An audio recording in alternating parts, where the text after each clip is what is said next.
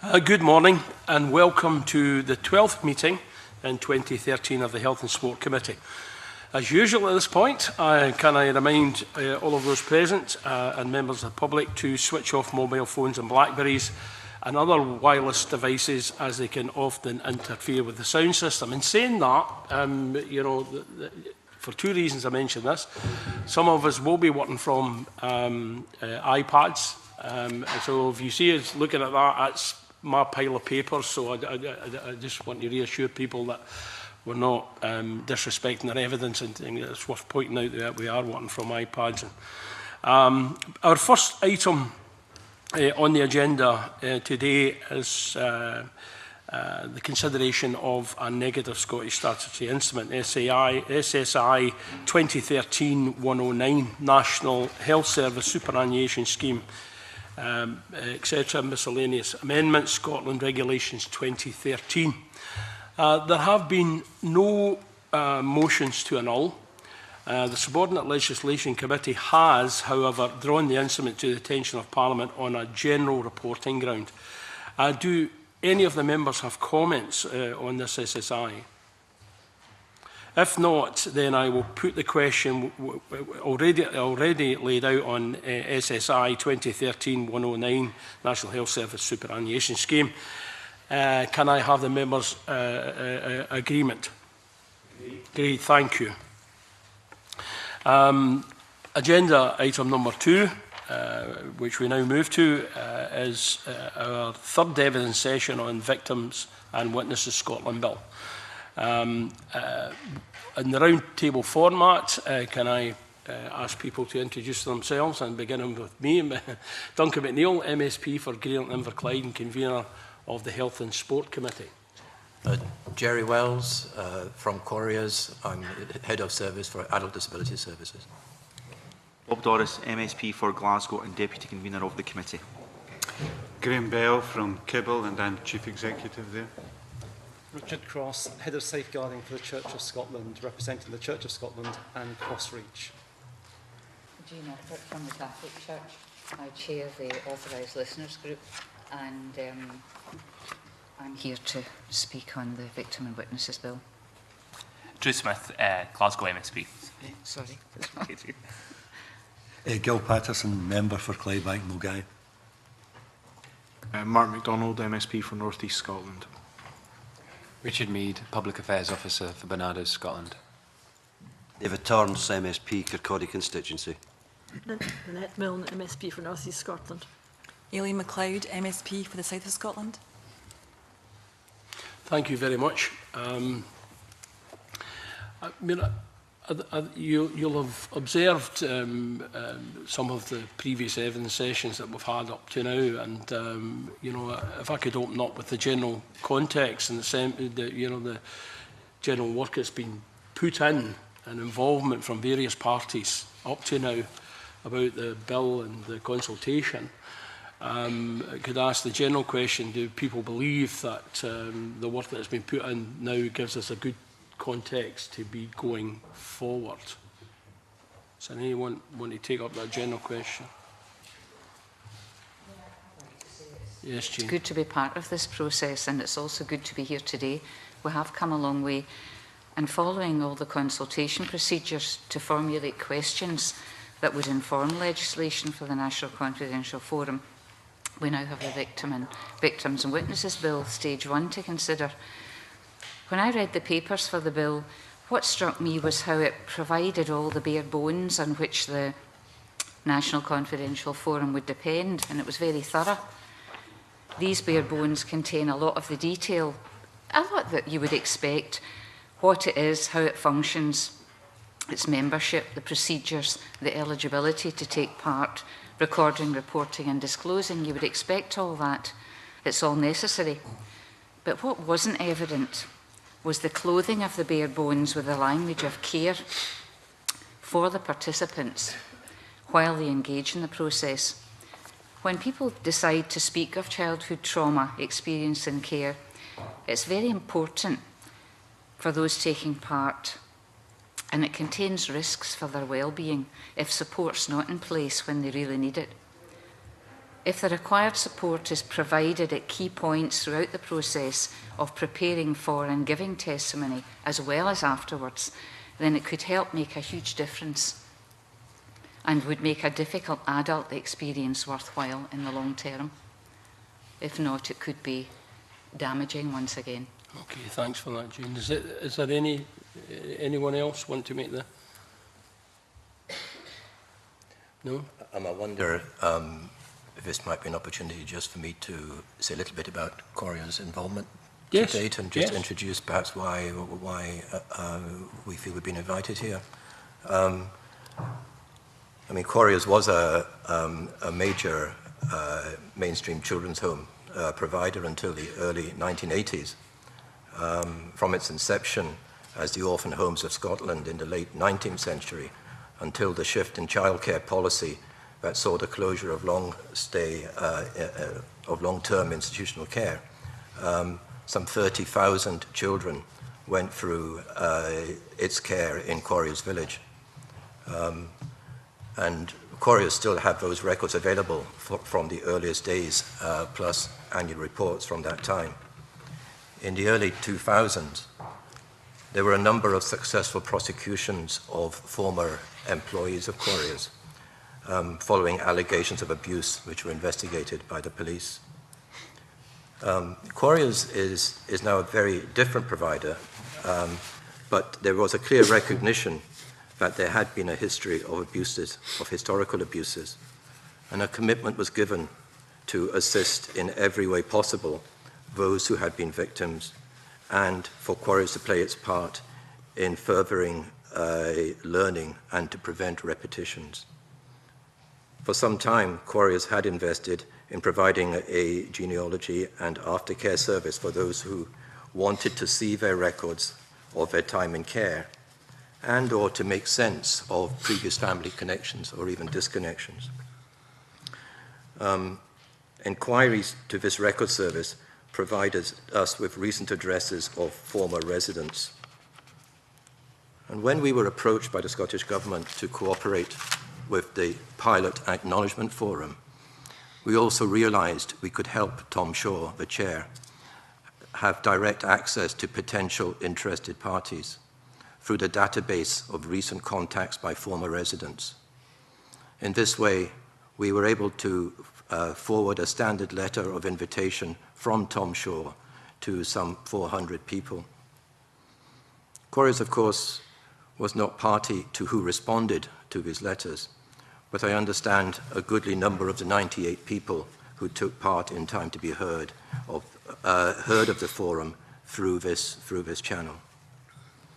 We understand from the Time to be Heard report that many found the opportunity offered to them helpful. This appears to have been backed up by the evaluation report prepared by the Scottish Institute of Residential Childcare. Quarria's also received some letters of appreciation for helping inform people of this opportunity. Quarria's was also pleased to participate in a pilot restorative justice process offered as an option to all Time to be Heard participants and delivered by SACRO.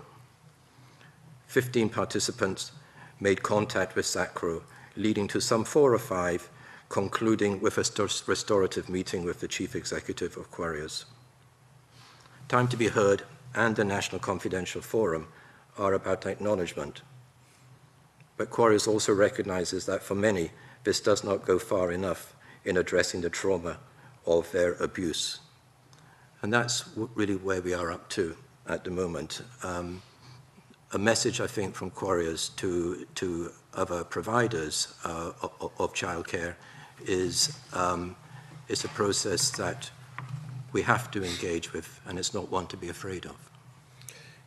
Can we just follow up on that question? What did you see? I mean, it was just Quarria's that was involved in that initial pilot. It might be a comment from some of the others here, but what benefits and challenges can you speak a bit about that as an organisation? What benefits there were or challenges for yourself within that process? I think in the initial stages, there was some degree of anxiety. There was some anxiety about opening ourselves up for interrogation in some ways. But what we learned from the process was that, and one of the foundations of it, was the total confidential nature of it, and the fact that the process actually, and this is what we learned strongly, put the individual at the heart of the process, and it should only be about the needs of the person who is who has been abused in the past. I think once we understood that position clearly, it was an easy decision for our Board of Trustees to agree to participate in the forum. Are there any other views from any of the others here in terms of that process, and is it a good grounding to proceed on this legislation? Graham Bell. Yes, I'm from Kibble, which dates back to 1857. It's based in Paisley. Miss Kibble was the daughter of a wealthy Paisley textile entrepreneur, and she was worried about young people in prison, and established what initially was a farm school, later became known as an industrial school, and then an approved school, and today operates as a much wider organisation, but still with a significant number of residential places. Obviously, with that length of history, we expected that there would be some comeback through this forum or through the various initiatives that arose, but we're not aware of any at all. And while we have many youngsters come back to us from the past, and they will talk about a tough regime, we've found ourselves kind of stuck in this position of wanting to be open and transparent about our past and be involved wherever we can. We broadcast the name quite widely. It's an unusual name, and certainly for youngsters who were there, it will be a name that stuck. But we simply haven't had any youngsters coming to us. So while we've been very committed to being involved, we simply haven't had any youngsters come to us. So it makes us slightly hesitant, albeit with the history, it makes us slightly hesitant to comment on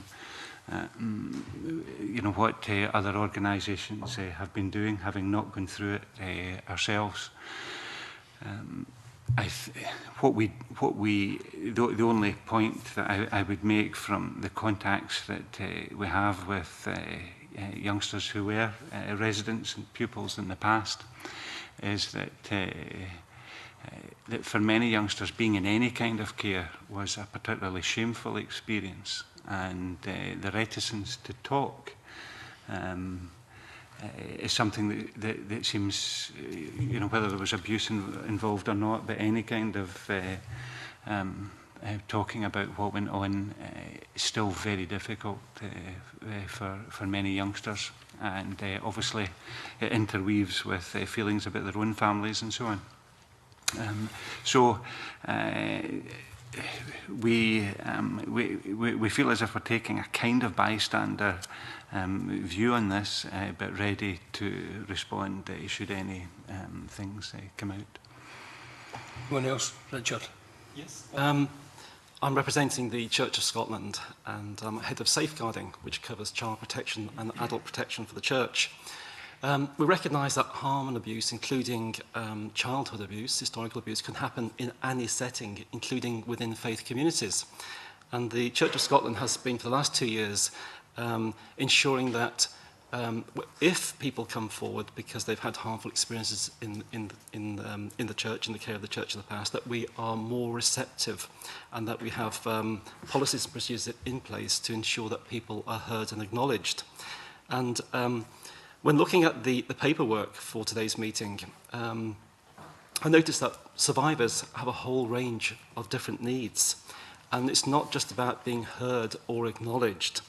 And I can see that many survivor groups are saying that what they want is more, they have other needs and they're expecting other and maybe better outcomes. And those outcomes actually, as I said, are not just about being heard or acknowledged, but they also include such things as maybe wanting an apology or an acknowledgement from the care provider, maybe access to written records about their time when they were in care. Some may require professional counselling, and others may be close family members affected by the reported abuse that also need professional counselling. Others may seek police referral. Others may want to be reassured that the person that they report as having harmed them is not in a position to harm others today. And others still may want an investigation into their concerns, or maybe even referral to the police if a criminal matter is reported. So for me, there's a whole range of different outcomes, and maybe the one thing that's missing in the structure as it's presented in the bill is the link between the National Confidential Forum and the care providers. And certainly in the Church of Scotland, we anticipate that maybe some people will be referred to the Church having been to the National Confidential Forum. And we feel as though we're in a good position to respond to those needs. And when I say good position, what I mean is that there'll be named contacts within the Church that people can contact. But what we see is that it's very important that people have an opportunity to determine what their needs and wishes are. And in that respect, like the Catholic Church in Scotland, we have in place something called a safeguarding listener service. And that's a service which is independent of the Church, where someone can meet for a period of time in confidence with an independent person so they can help them to decide what it is they want, what their needs are. So I feel that the Church of Scotland is well placed at the present.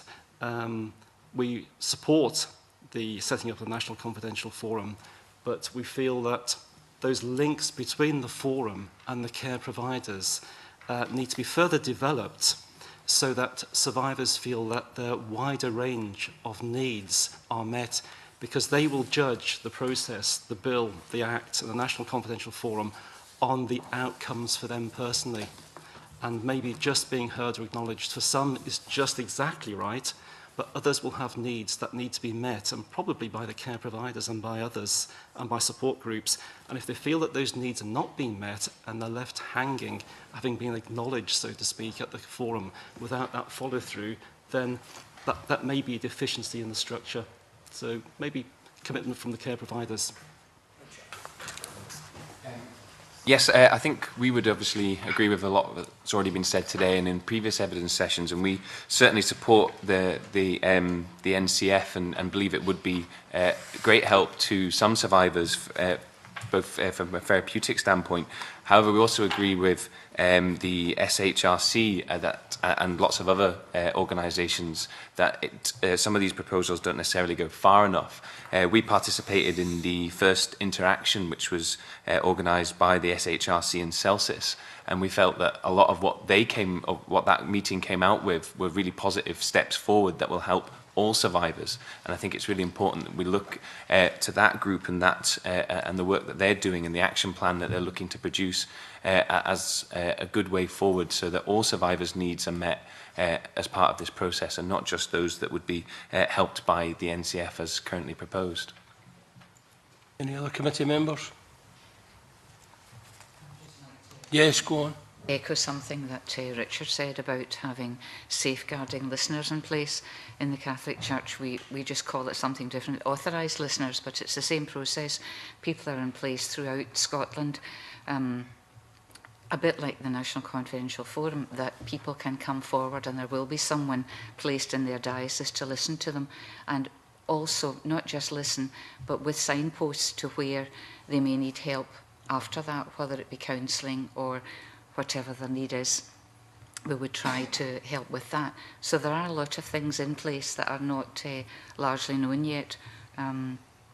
Just like the Church of Scotland, we've put a lot of safeguarding things in place, people in place and procedures in place that are not widely known about, but they are there and they're very strong, and hopefully will make our whole community safer, our whole country safer.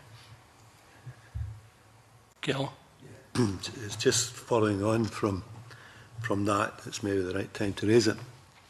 There's been some suggestions that the bill or the National Confidentiality Forum should have an obligation to refer any criminal activities automatically, no matter what. And I wondered what the views were of the panel on that issue. I would agree with that. I mean, I think that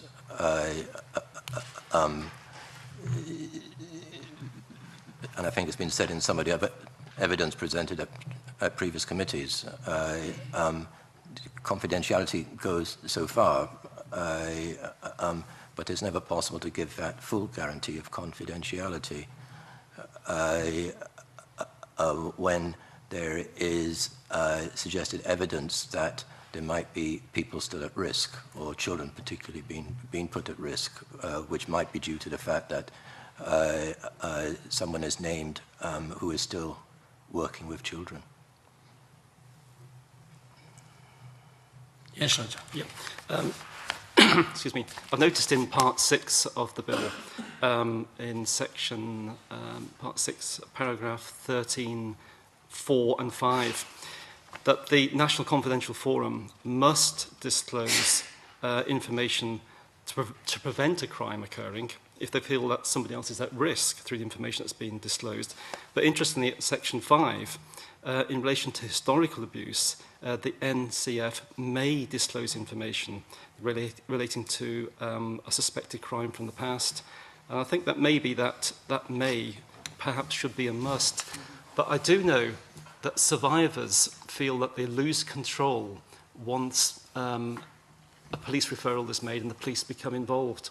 But I think it's important to remember that others may still be at risk from an individual, even if it's decades ago that it is reported that they harmed a child.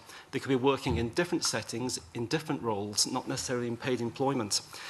But the survivor, however, to the best of my understanding, does not have to cooperate if a referral is made to the police. That information makes very good intelligence for the police, but the survivor will not be badgered by the police. Somebody won't be phoning them up and coming round to get a statement from them. So they do retain some control in that respect. But I do know this is a sensitive and difficult topic for survivors. But there's the public interest there as well. So generally speaking, in terms of Church of Scotland, if a report is given to us that somebody may be a risk to others and we suspect a crime has occurred, past or present, the presumption is to share that information with the police, because the police and sometimes social work are best placed to determine if there's a crime and if others are at risk. That judgment is not, for example, best made by the Safeguarding Service within the Church of Scotland sometimes, and is probably not best made by the National Confidential Forum too. So I'd suggest that maybe looking at that, that may disclose in 13.5, maybe that should be a must rather than the may. But I do know it's a contentious issue. Any other responses to Gill's question? Yes, Richard. Yeah, I think we'd agree with what's been said, but I think it brings up another important element is actually the support that's provided to survivors that are potentially going to be given their account. And if we are talking about potentially then having that information referred on to police or others, then there is adequate support both before, during and after that survivor is given their account to make sure that they're fully aware of what's happening, that they have any particular support, whether it's mental health, therapeutical support, that they get that support as part of that process. I think that's crucial. Just testing if there's anyone else. Graham? In your back. Yes, our view is that the police would have to be involved, but I think some of the lessons that there have been from investigations are that for both the accused and the victims, that these have often not been good, not been well conducted. And I think that there does need to be special training given to the police involved in this, and in the same way that for other types of investigations that we would expect some specialist inquiries to be taking place. I think that is absolutely essential here for justice to be seen to be done for everyone. Richard, you wish to make a further point? Indeed. Just building on the point from Bernardo's, I I think at the very outset, survivors that attend the National Confidential Forum should be made very aware about what the limits to confidentiality are, because there shouldn't be surprises sprung upon them, so that they enter into the process knowing what the outcome might be if the information they provide suggests that a crime has occurred and that others may still be at risk, or the person themselves may still be at risk. So openness, transparency, not just something given verbally in terms of confidentiality and the limits to it, but something in writing too. And I agree about the support the person needs before they enter into the process at all. All those issues should be made as clear as possible. Thanks very much for that. Just further on that very point, I think we recognise that many people find it very difficult to engage, and it's the early part of the process is the hardest step that they would take to start that process. And if, in my view, or in other people's view, that if there was a definitive statement that referrals to the police would be automatic for historical incidents, then the likelihood is that some people would not make that first step. And I wondered if what people's views on the word may, would that in itself not allow for these folk to participate and then after they're engaged and then are signposted or advised what the consequences are of a complaint being made and followed through, so that you know, is the word "may" the right balance? That's the question I'm asking. Or, in your view, with your expertise and your experience, must it be? Should the "may" turn to "must"? Do you want to comment on that? I wasn't specifically going to comment on that, but I mean, I think in some ways other safeguarding responsibilities on us almost kind of lead us to the fact that it has to be a must because of a legislation that is around that we need to work to, and local authorities as well. I was just going to say that for the committee's interest, that in the time to be heard, as a result of that, Tom Shaw did pass on a number of names to the police, which were disclosed by participants in the process. Now, a lot of that was about almost kind of very historical abuse in some ways, so I'm not sure that very much is actually necessarily going to come from that, but he certainly felt an obligation to pass names on to the police. Anyone else, Dave, following up on Gil's second point in terms of could it become a barrier, the may or the must? People are entering into this process, perhaps because it isn't a legal process. It's going to be in confidence. It's not going to be in the papers or in the courts or in public. But is there a contradiction here about our feeling that those people who perpetuate that sort of trauma abuse should overcome the needs of those who want to speak about this for the first time and want to put on the record and have their trauma acknowledged? Is there a big issue here? Jean? I think it's helpful if people coming forward to tell their story. I know what's high in the agenda is that it doesn't happen to anyone else. That's one of the things people will say. And that can sway people in the information being passed elsewhere. But it's very important for people to know that that doesn't mean they have to speak to the police. They have their right not to. If the information's passed on, they don't have to speak to the police. They would still have that right. So the person at the centre of this, and I suppose the message we've had from previous panellists, and I think again today, if I'm right, is that when you enter that process, you should fully understand the limitations of it and the extent of it. That's the key part in terms. Who would provide that sort of support then? And how do we ensure that that sort of support would be provided to around, I think, was it last week we heard about 1,000 people could, you know, be involved in it. Who would be good people to provide that support? Where are they?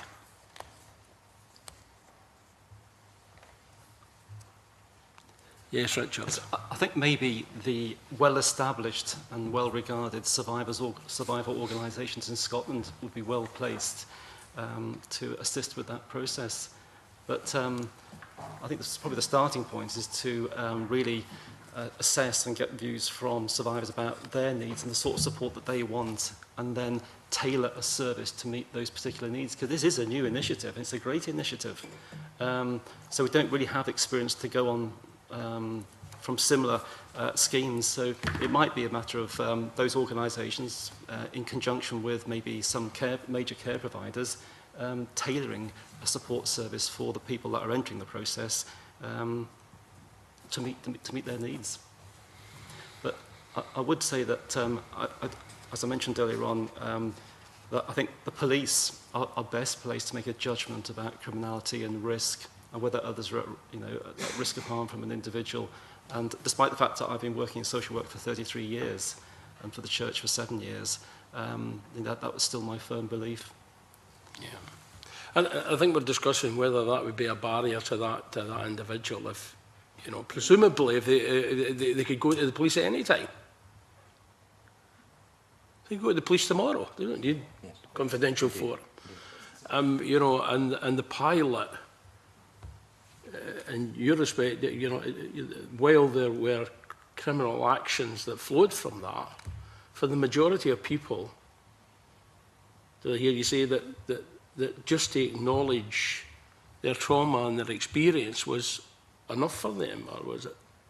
That was in Tom Shaw's report, and also in the evaluation, which I referred to earlier on, done by the Scottish Institute for Residential Care.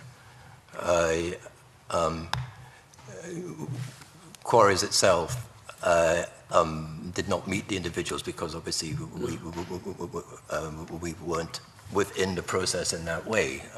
So I can't speak for the individuals who took place. I'm speaking about what I've read into the report and in terms of evaluation. Yeah. Graham. It was clear from some of the people who have already given evidence that there was no single answer. And I think, in fact, evidence seemed to be from these people that different people wanted quite different things. And some quite understandably wanted nothing to do with the previous care provider. But in spite of that, there do appear to be others that still feel quite a sense of affinity to the organisation, in spite of what individual carers may have done. So I think it's difficult to give a definitive answer on it. But I think that having a raft of ways that people can go is probably important, not just from the historical abuse, because I think it would be naive to think that everything is in the dim and distant past. You know, we still have residential care, we still have thousands of children in foster care, and I think the messages that go out from how we conduct business just now gives messages to more recent or indeed current youngsters in care. So I think a range of ways to respond is important for people. Annette. Interested in hearing this panel's views on the eligibility criteria as set out in the bill, particularly with regard to the sort of age, 18 and above, and also in regard to the definition of institutional care, which specifically excludes foster care, which you've just mentioned. I think it's a good question in terms of the scope and age. Jean, do you want to comment on that? At the National Confidential Forum Reference Group, we had a long discussion about age eligibility, and it was very wide-ranging, and I think what came out of that, there will no doubt that will be reported, was the fear that people could be missed. You know, what about the 16 and 17-year-olds who are out of care? There was just the chance that someone could be missed who had something, a valuable story to tell. So we debated that at large, and one of the things I wondered was if there could be a caveat under exceptional circumstances. It was kind of agreed in the group it would be exceptional for a 16 or 17-year-old just coming out of care. Coming out of care, perhaps you don't want to know anything about it or even speak to anyone, but for an exceptional circumstance, I think it would be good to have a caveat so that someone younger would have the opportunity. If we're about plugging gaps, then that would be one to think about. Richard? Yeah, I think we would agree with that there should be a consideration given to potentially under 18s. It is a complicated matter. These people may still actually be in care. It's a very sort of challenging area as well. And again, I think we need to be very careful about ensuring that there's adequate and appropriate support there for anyone. If it was the age limit was lowered, then we'd need to make sure that there's proper support there to support that child, and looking at service provision as well. In terms of other institutions, and we would obviously agree with foster care being included. I think where the state has played a role in placing somebody into institutional care, then I think that should be included. So we would certainly support foster care. Anyone else? Graham. In response to your query, I understand why this is about institutional care. What I was saying was that the messages that we give out, I think, are important, and I think we, just by the sheer scale of numbers of youngsters, and I should say I speak as former foster care and an adoptive parent, but I think it would be naive to think that everything's in the past, and I do think how we construct this is really important for establishing the kind of openness and transparency that we want things to be dealt with in the future. I think it may take some different approaches, though, to deal with some foster care issues as opposed to residential institutions. Jerry. I was just going to add, in terms of the lower age, I don't think that we have a particular view on the matter. It seems it sounds a bit of a technical question in some ways. I mean, it's maybe around about how a child is defined. I think the key thing, obviously, is that whoever it is and however old they are, they know there is somewhere for them to go and someone to speak to. I think in terms of the scope of the, whether it's to involve foster care or not, I'm not fully understanding of the arguments against foster care being included. It may well be to do with the fact there is lots of different kinds of foster care arrangements, and might be issues of definition, I'm not sure. But I fully agree with the comments that there's potential for harm or abuse to take place in all settings, and it's key, the message that is given out, that people should feel that they can talk to someone or there is help available, and they shouldn't feel cowed in coming forward.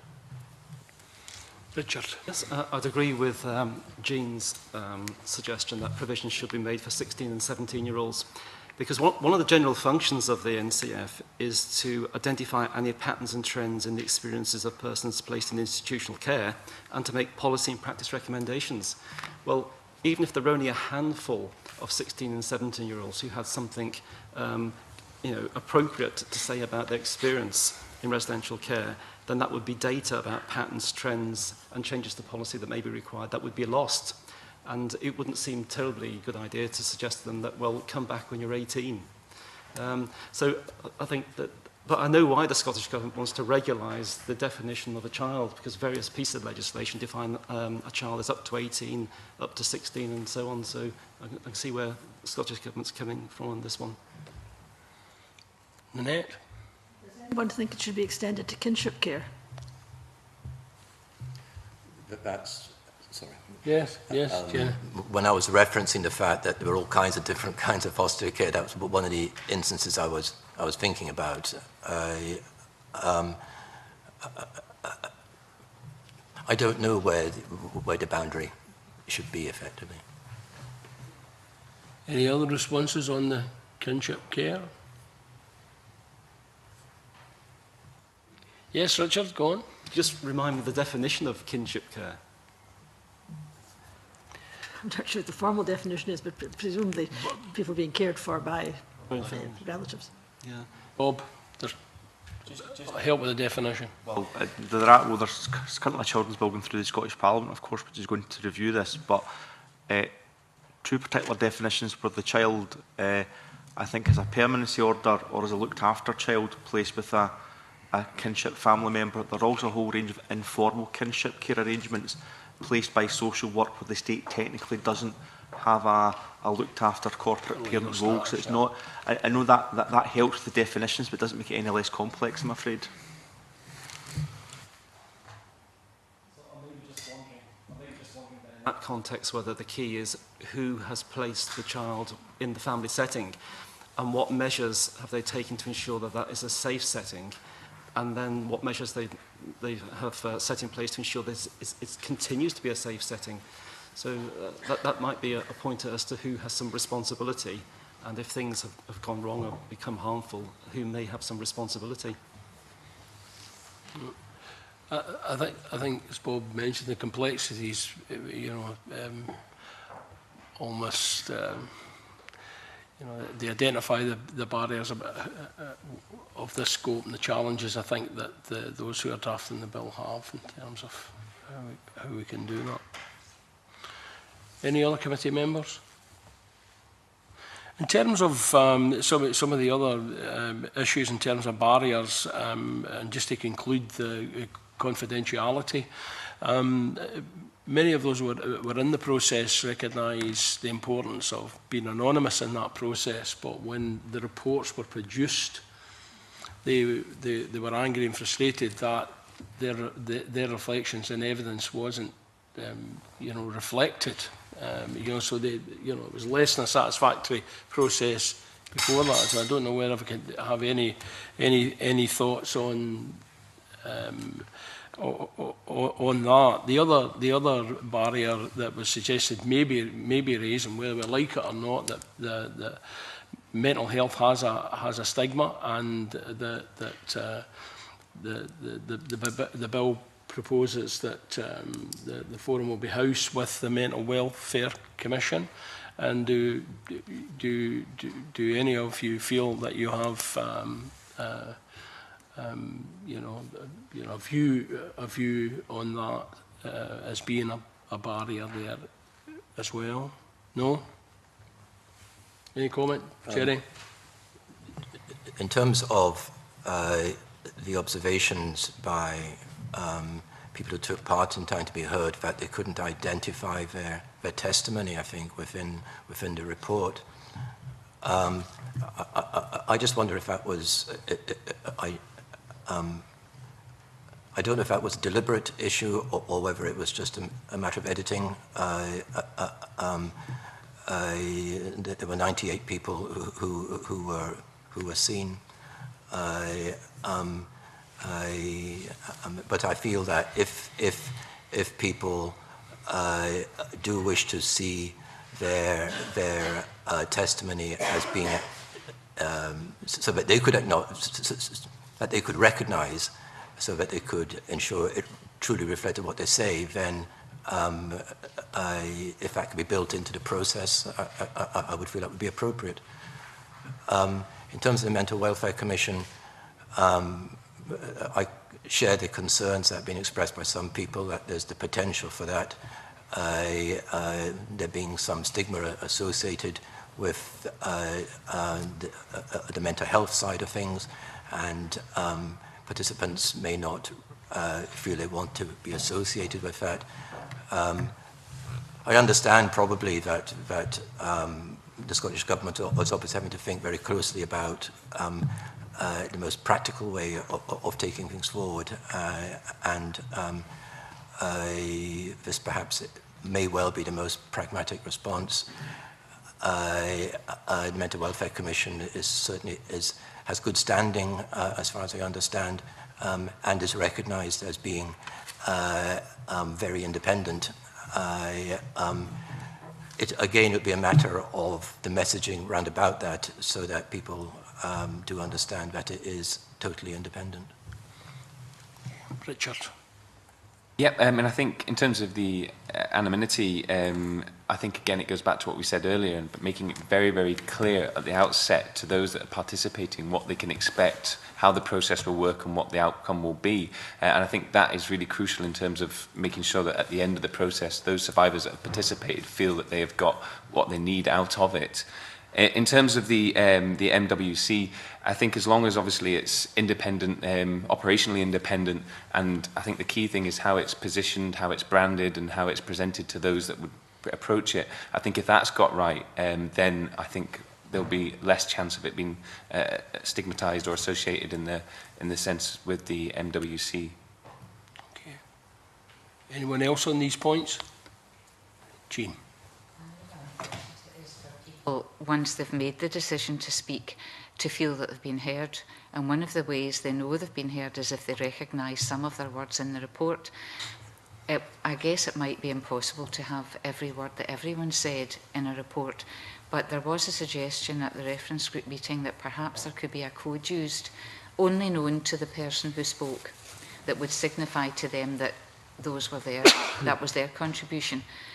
I think it must be very hard if you felt that you didn't count, and then you took the brave step to speak, and then after you spoke, you still couldn't find what you said in the report, you would still feel you didn't count. It's kind of important that somewhere along the line, the words are recognised and noted, and you can find them for yourself. Yes, Graham. I understand some of the concern from people being where it's seen as a mental health problem. Again, you know, they see themselves as being stigmatised from having been in care, from then being abused, and then there was certainly a strong kind of feeling coming through from people that it just continues that idea of being stigmatised because of it being linked with mental health. And I think we can, you can try and be as professional about it as you like, but the moment you put it in that bracket of mental health, people are going to feel like that. Not sure I've got an alternative, but I perfectly understand why people are concerned about that. Okay. Anyone else on those points? Any other committee members? We've got a couple then, I think, in terms of just following on that, about the annual report that's made provision for in the bill of the National Confidential Forum. In terms, I think, Graham, as you mentioned, that this could be, or you suggested this could be, you know, raising awareness, a preventative tool, letting people, you know, acknowledgement in the wider sense here. I think, Richard, you refer to it as well in terms of the current situation, what recommendations can be made from the acknowledgement of problems. You know, how should that annual report look? Should it be, as well as acknowledging some of the testament, should it be recognising trends, experience? Should it be an annual report that is making recommendations about policy and practice as a result of what they've heard? Or how do you see that annual report playing into the overall wider benefit of people's experience? Yes, Graham, and then Jean, and then I think Jerry. its most important task is keeping the matter public and on the public agenda, and part of this sense that these things aren't hidden anymore. So I think that is the fundamental value of it, but also I think does need to be clear on what is being done to assist and support people. I was just thinking, if it was education, you would expect learning outcomes. So I think, yes, you would expect in the report for there to be what had been learned from it, what trends and what possible outcomes for policy. I think it would be useful. Richard? Yes, yes, Richard. Survivors and survivor organisations would look at annual reports, see what the outcomes were. Now, outcomes is just jargon for how needs were met. So I think it would be good if the annual report was able to say that X number of survivors had contact with their care providers, and these were the outcomes, whether it was access to records, a period of professional counselling, or just an acknowledgement by the care provider. They're the sort of measures that I think survivors and survivor groups would look for. Okay. Jerry? I was just going to say, I mean, I think clearly an annual report must year on year add to the knowledge that we have of the issues that people face and have faced. I think that it's worth considering some evaluation being built into the process on a periodic basis from an independent side of things, so that we can really be confident that the forum is achieving what it sets out to achieve. Okay. Richard Mead. And just to add, I think the outcomes thing is really, really important, and if presented in the right way, it could actually be a useful tool to encourage others to come forward and actually to give their account, because they can see that it works and would serve a purpose. So I think to make sure that that whatever document is produced, it's in a very friendly format that would be encouraging to others, and actually in places where people can see it and find it and potentially come forward themselves. Thanks for that. No other committee members? I've got one final one, I think, that covers the range of issues that we have. And we have talked about support as people enter this process. We've also heard in evidence that can be tremendous relief, euphoria of getting something off your shoulders that you haven't spoken to anyone about. But then this whole question of aftercare and how we support that, and how, you know, does anyone wish to put anything on the record about aftercare and support, not just prior to the hearing, but after that, and dealing with any consequences from that? No? I can speak a bit of Cora's experience, and something which hasn't been discussed today, and that was that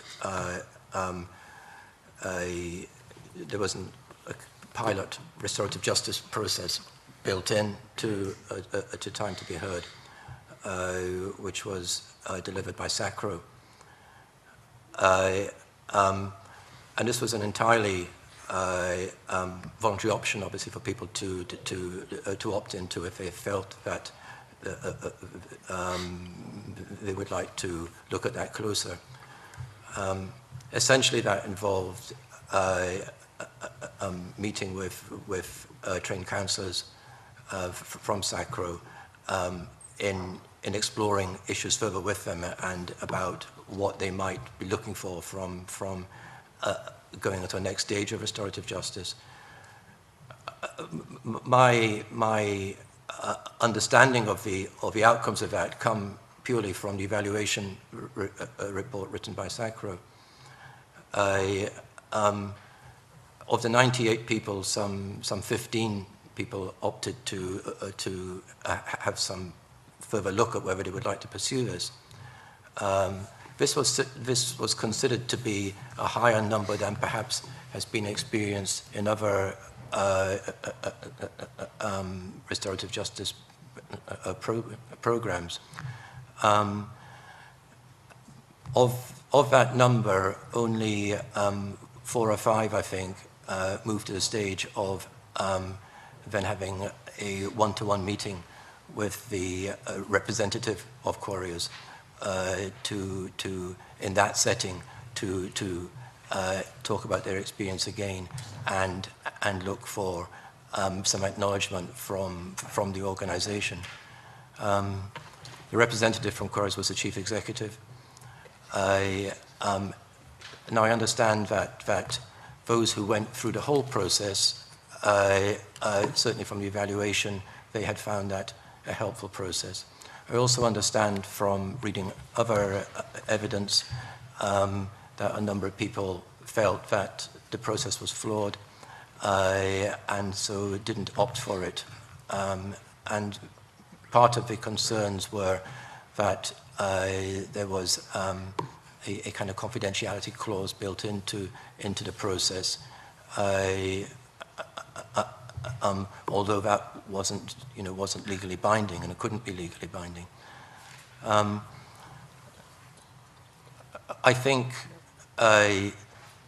those 4 or 5 people who went through to the final stage, they got some added relief from that, some added closure, if you want to use that word.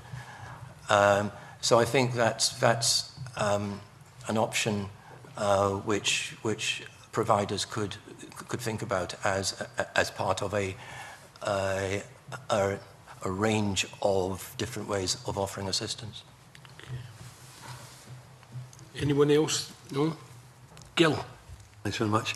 On that question, I wonder if any work was done on whether the process itself reawakened some issues for the individual, or was it the case that when they presented, what they found was that there were some services that they didn't know existed.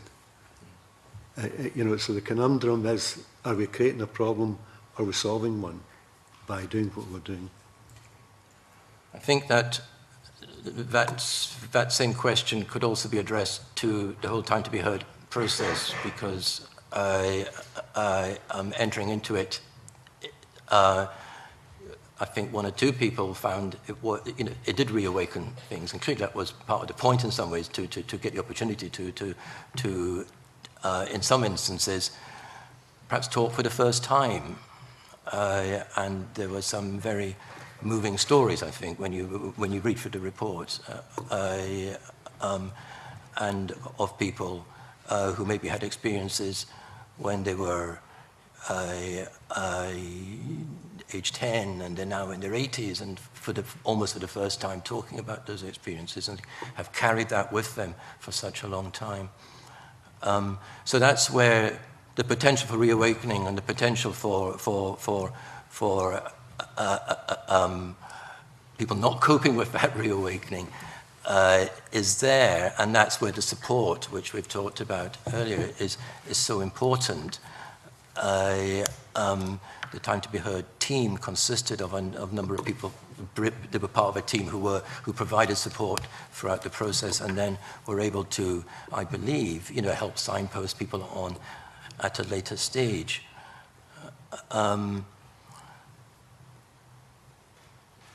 So I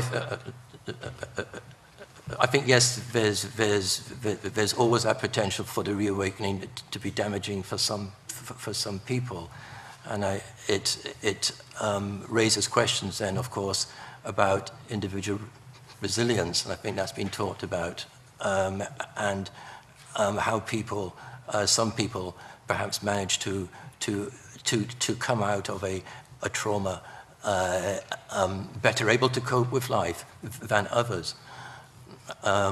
So the access to therapy and psychological support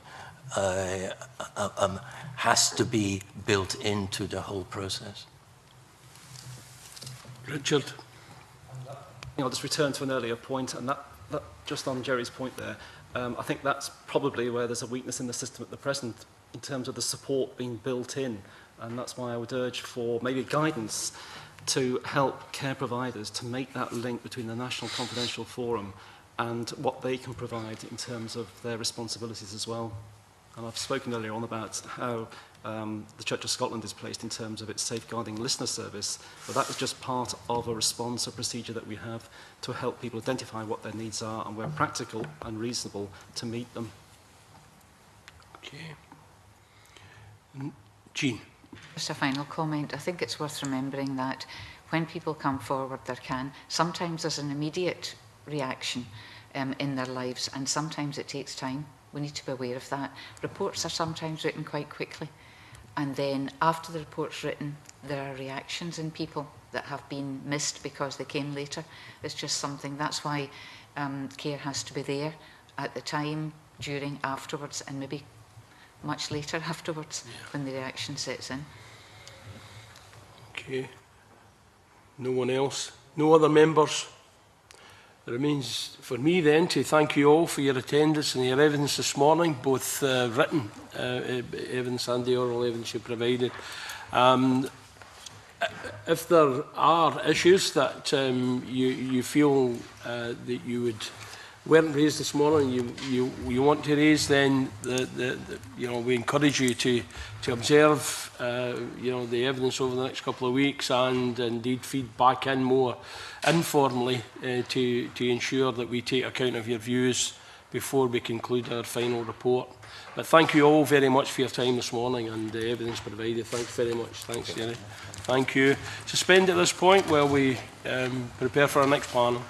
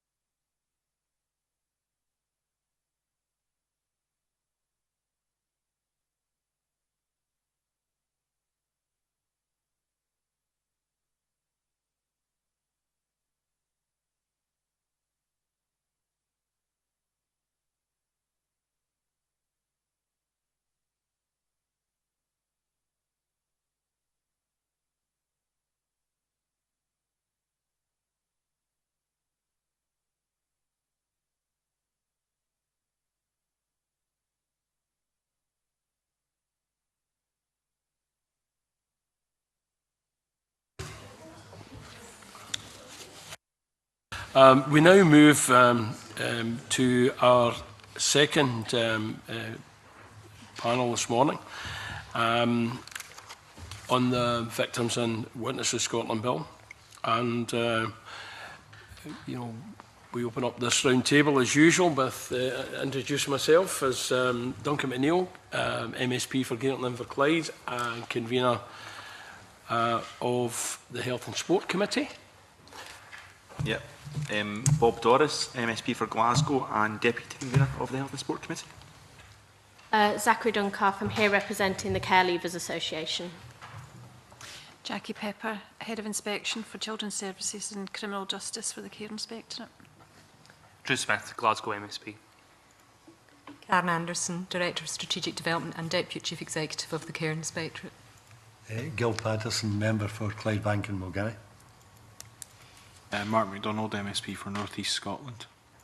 David Torrance, MSP, Kirkcaldy Constituency. Nanette Milne, MSP for North East Scotland. Eileen MacLeod, MSP for the South of Scotland. Duncan Dalops is trying to get with us, so there's been a bit of delay here for one of our witnesses, but we'll proceed and hopefully he'll make it in time. Bob, could you start us off in the first question, please? Yes, good morning. I might just keep the first question relatively general. As we know, the National Confidential Forum is based in the Time to Be Heard pilot, and I know that has been evaluated and that information has been published, but I'd like to ask the witnesses whether they believe the Time to Be Heard pilot was a good basis on which to take forward the National Confidential Forum, because everything else, all the provisions within the bill clearly follow from that. First of all, I'd like to start off by saying it's been a long 10 years. We've all worked really hard, organisations, individual survivors, and now organisations of staff, such as Quarriers and others, are now on board, and we've moved very slowly through the processes. I was involved in 2009 with the Scottish Human Rights Commission, with the Care Leavers Association and CERC, that is now CELSIS. And we did research which informed the Scottish Human Rights Framework called Time for Justice. After that, the confidential forum, the pilot confidential forum was set up, entitled Time to Be Heard. Inevitably within that, we lost accountability. We have lost justice in that process. Even though we fought and campaigned for a number of years to get justice brought back into that, we seem to be moving forward with a confidential forum that lacks any of that. So the research, whilst it's important and whilst it was very good, does lack some elements that haven't been included, that have forcibly not been included within the confidential forum, that I think the pilot, if now needs to address in actually moving on to a full forum. Anyone else wish to respond to that?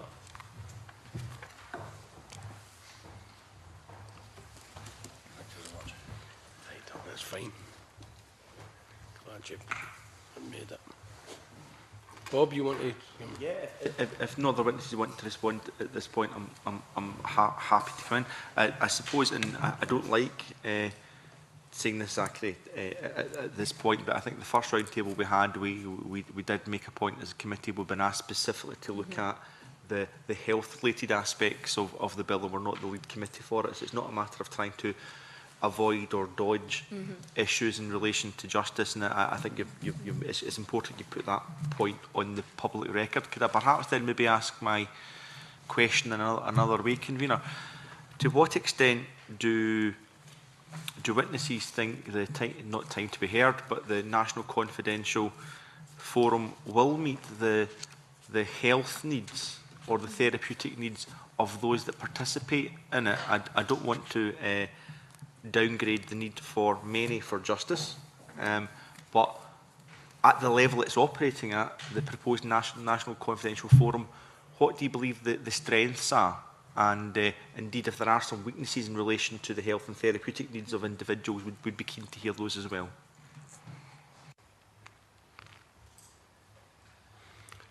Yes, thanks. Can you turn that a wee bit? Is it Karen? Sorry, yeah, that's good. Thank you. Okay, thank you. The Care Inspectorate certainly welcomes the proposals that are set out to establish the National Confidential Forum both as an independent and impartial forum. The Time to be Heard pilot certainly gave evidence in terms of the benefits for people who participated in that pilot study in relation to health and well-being. As we heard in the earlier evidence session, what is clear is the need for support before, during and after participation in any National Confidential Forum, and that's certainly the position that the Care Inspectorate would adopt in terms of supporting people to participate, ensuring that the right support is tailored to individual needs at the right time. Anyone else? Bob?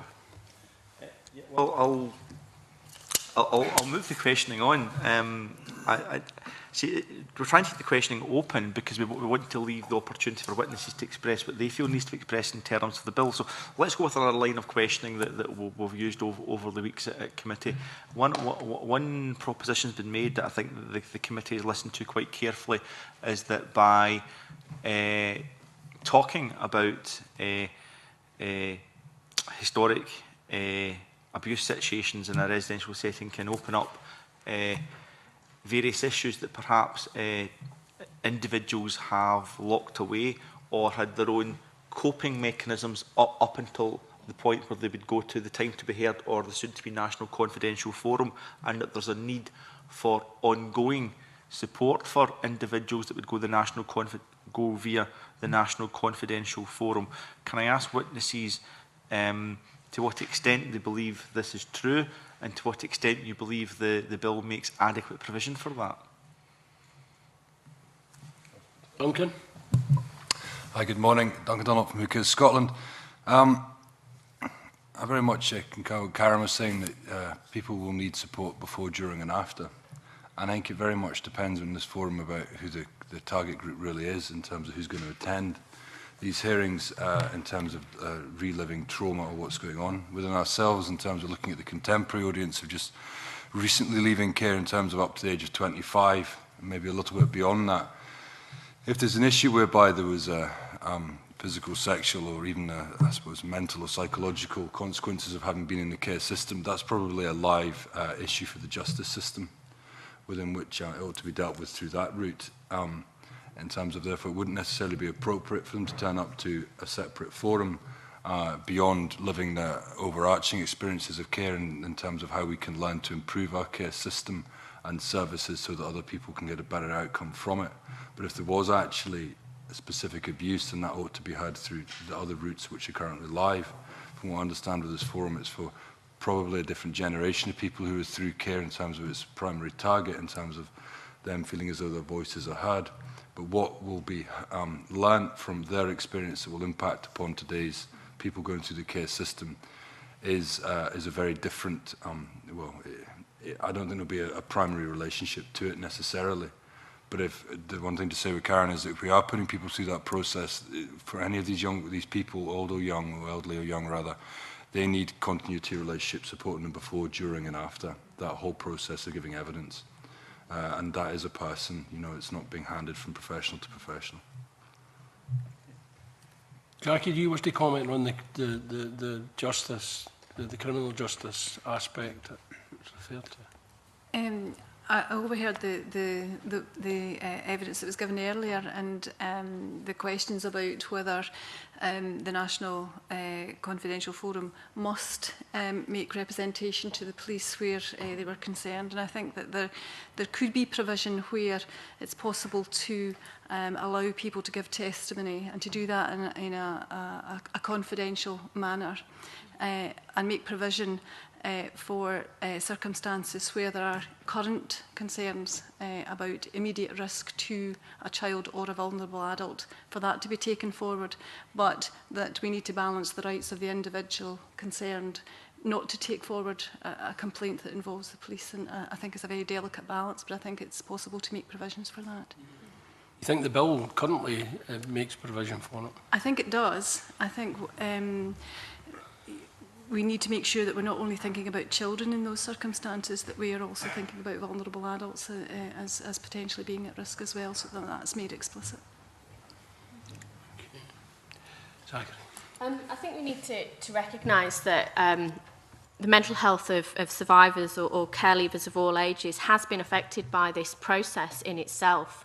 And without redress, without access to justice, whilst this is a separate issue, has actually re-traumatised and affected many of the survivors who have fought long and hard to access those areas.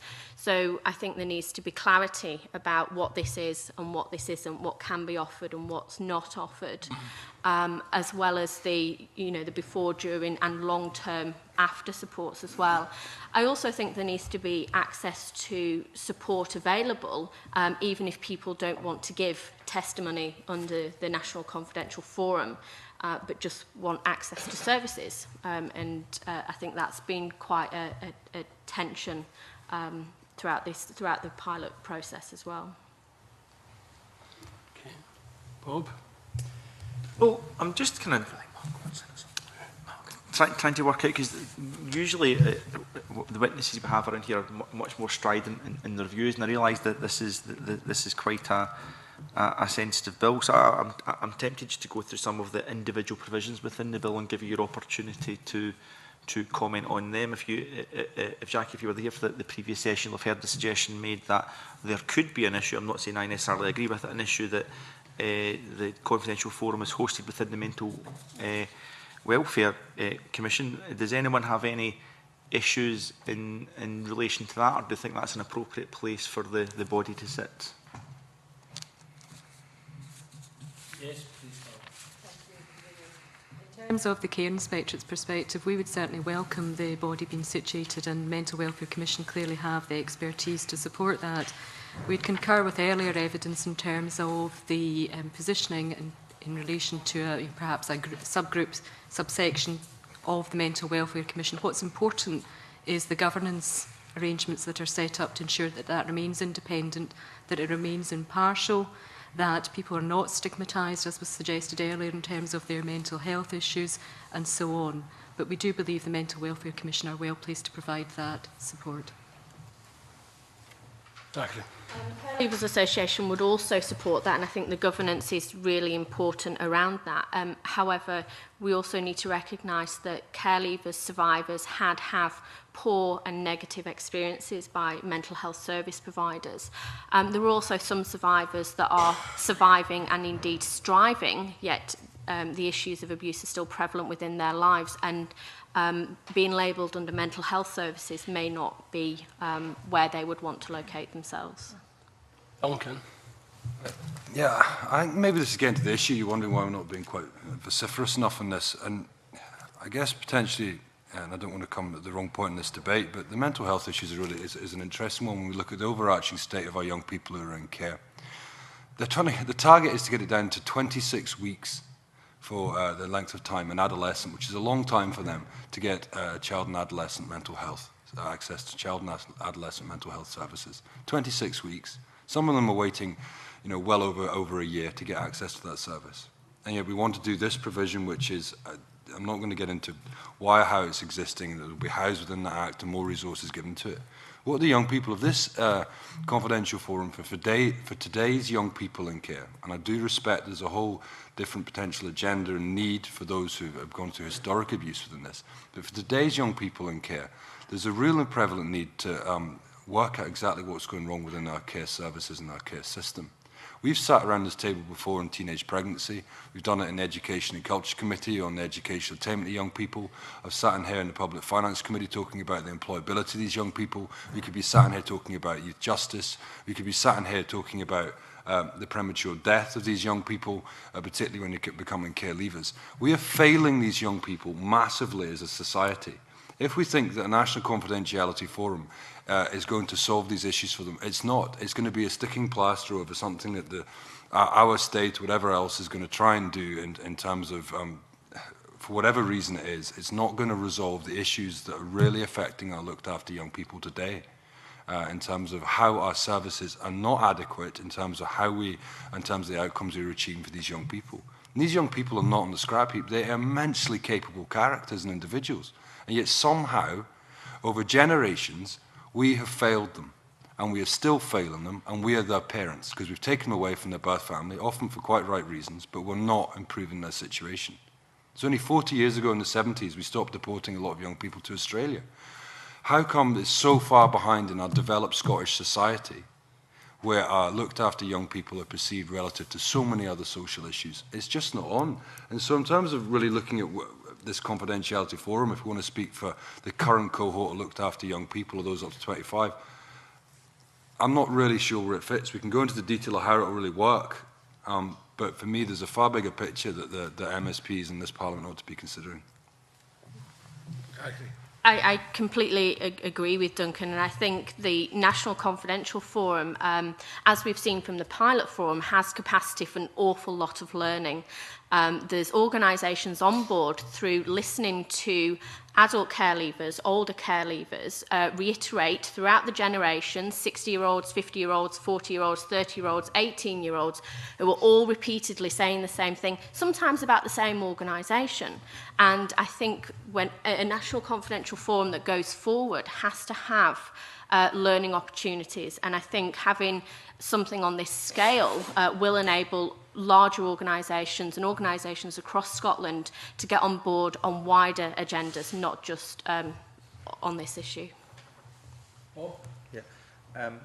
I think, first of all, thank you, Mr Dunlop. Very passionate, asked for to be more strident. That certainly was really passionate and well put. Again, we obviously got a duty to scrutinise the provisions within this specific bill, and that's a main part of what we're doing here. But of course, one of the provisions is, of course, for an annual reporting process, and Zachary mentioned the ability to learn not just over what's happened in the last few years, but over generations in relation to young people in care of the state. So, do you believe, what do you think the process should be around the annual reporting mechanism, how that should inform government policy? We've got the Care Inspectorate here as well, but also inform the Care Inspectorate and how they should be looking at this situation. Any views on that? I think being an academic and a researcher, the research on young people in care and care leavers stops at a particular point. Services stop at a particular point. And I think the annual reporting gives us capacity to see the longer term issues and the longer term outcomes. We see issues around employability, accommodation, mental health, but we see them as young people's issues.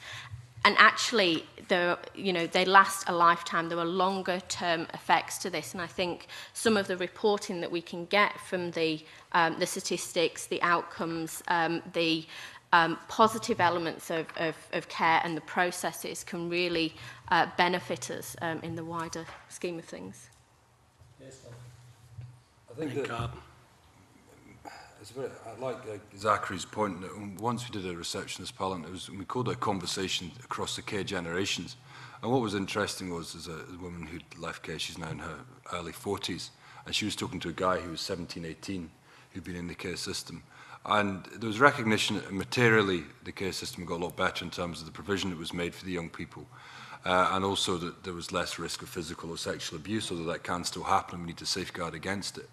But what was still missing for a large number of these young people, which is exactly potentially where this reporting mechanism could be, is the fact that they were not cared or loved for within that system. They were not given access to what they believed were long-term, caring, loving, stable relationships, the fundamental basis for what happens within most family situations.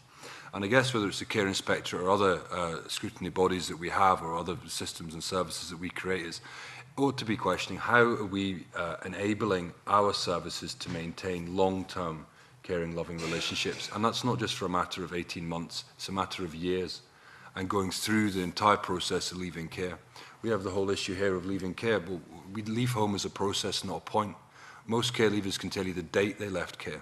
Not many people can tell you the date they left home. It's a process. And so I think that we need to really look at some of these within that, with the opportunity that this may arise in terms of reporting on a number of these issues, in terms of how are we improving the psychological well-being of our young people in care by securing them long-term stable relationships that they want and they have bought into. And that would be something really valuable that we could learn, because we've seen that across the generations we've not managed to get that right. Karen?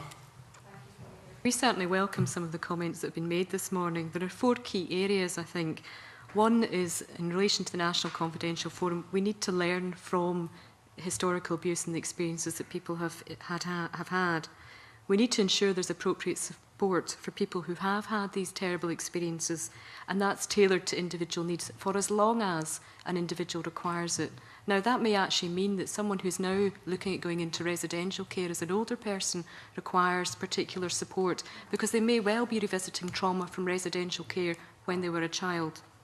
The third thing is that collectively we need to prevent further abuse, and that's the responsibility in terms of national policy, in terms of the delivery partners and indeed scrutiny bodies across the country. And finally, we need to improve the quality of care going forward so that young people do not continue to experience these levels of abuse that we have seen in the past. Jackie, do you want to back in?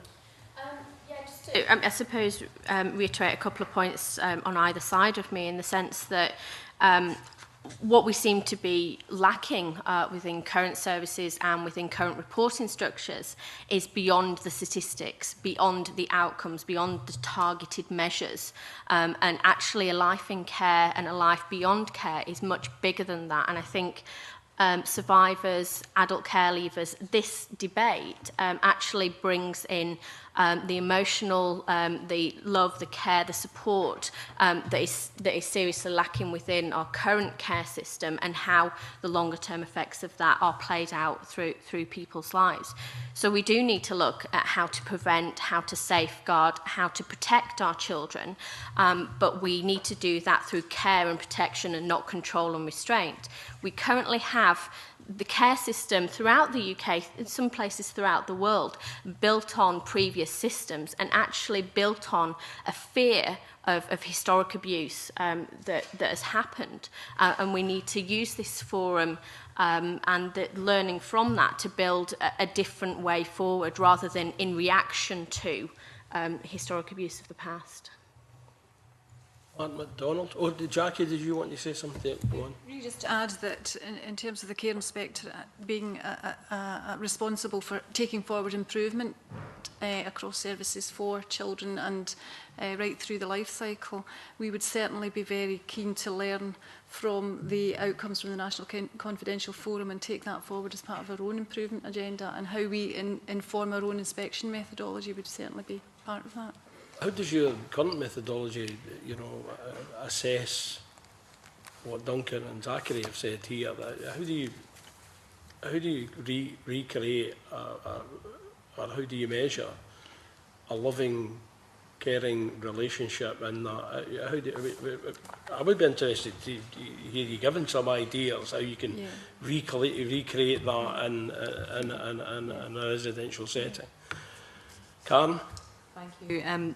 The methodology we currently use, and actually we're about to commence very soon a review of all our regulated care service methodology, so the learning certainly from some of the discussions today can feed into that. But currently, at the moment, we look at 4 quality themes across regulated care services. That's quality of care and support, quality of staffing, quality of the environment, and quality of leadership and management. So every inspection that's undertaken of any care setting, as of April 2012, it now has inspection across 4 quality themes. Within those quality themes, we have a number of quality statements, and part of those are to actually look at the involvement of individuals within the whole service design and delivery process. So people who are participating in a care setting are actively involved, and their needs, wishes, rights, services tailored exactly to what they're looking for. Now, we measure that in lots of different ways, and one of the key areas we do that is actually very simply by talking to people, to actually get their experiences firsthand of what that looks, feels, tastes like to be within a care setting. And that gives us rich information and intelligence in terms of how well a care provider is actually looking at the individual needs of people using the service. How does that meet the test, Zachary? I certainly think that a private conversation and further discussion about this is required, and this isn't necessarily the place for that, because we'd be here for quite some time. I don't think the way in which the residential sector is regulated meets the criteria for good practice sometimes. and actually the needs of young people in care. For example, young people make mistakes, adults make mistakes, young people go out and get drunk, they come in late, and yet we want to regulate that, or we want to see that as a problem of their care experience. But actually, that's just them being young people, and sometimes we're too quick to regulate things, not necessarily the care inspectorate, but that perception of regulation doesn't allow young people to make the mistakes that they're entitled to make as young people.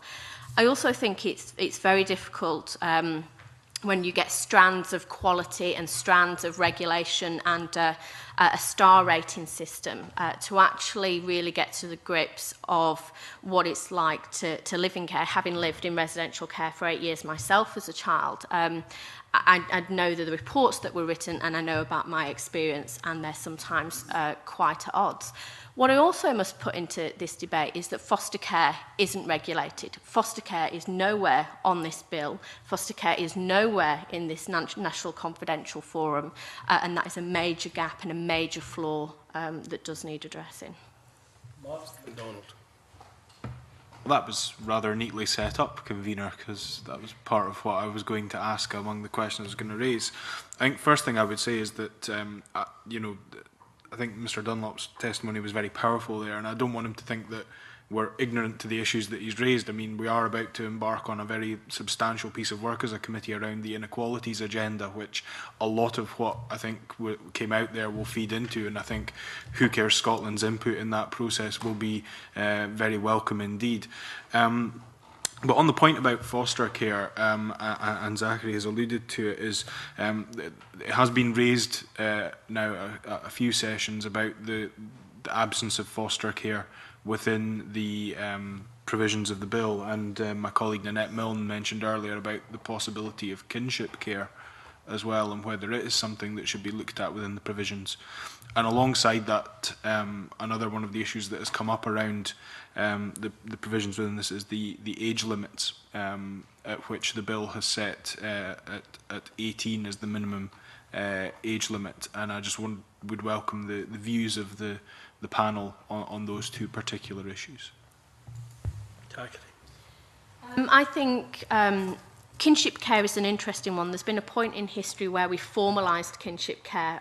Previously, communities, friends, family did look after children, but we didn't formalise that in some way.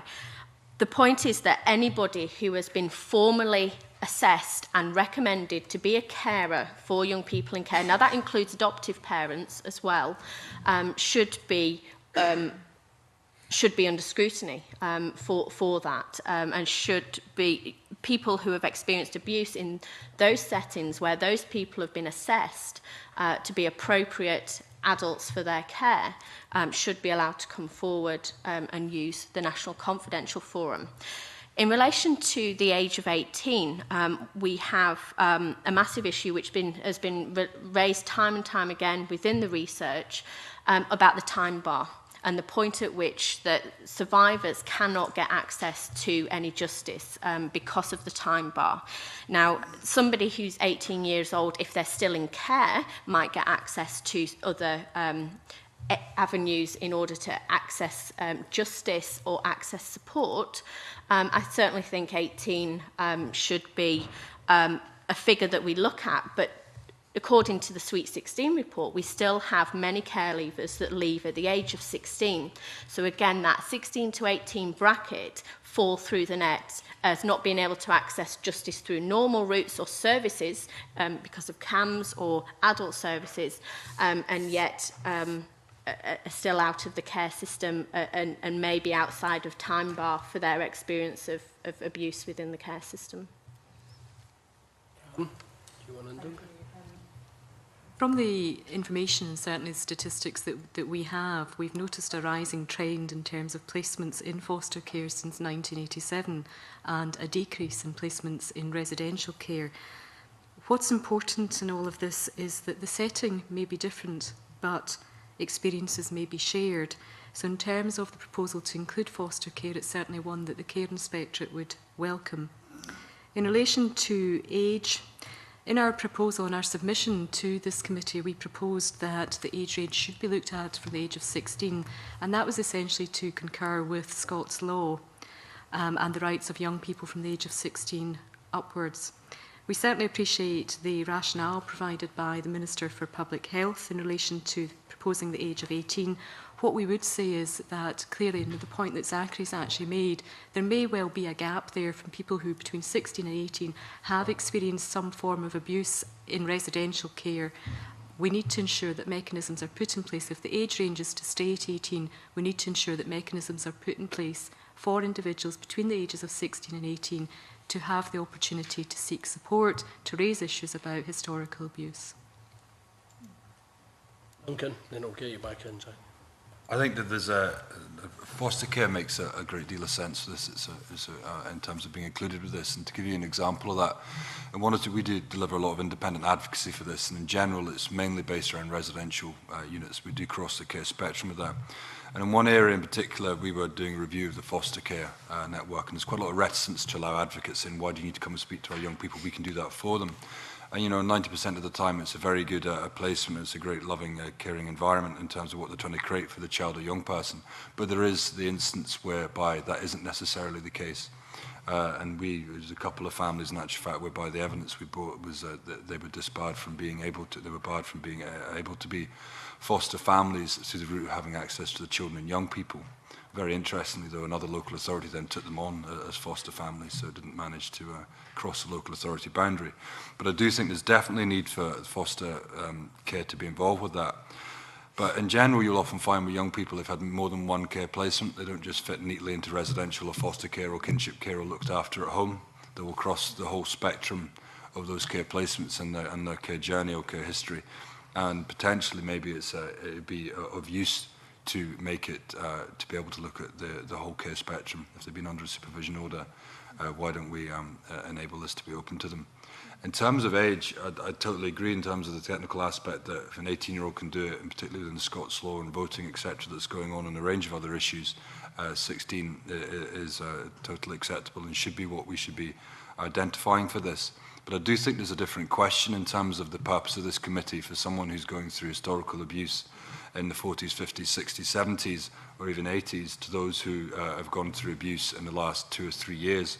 We've already talked about the potential implications in the justice system and where that sort of issue ought to be heard. But we've done quite a lot of work recently for various committees in engaging young people who have been in care, who are in care, to speak to MSPs. In fact, we hosted one for the Education and Culture Committee, their current review on this issue in our offices.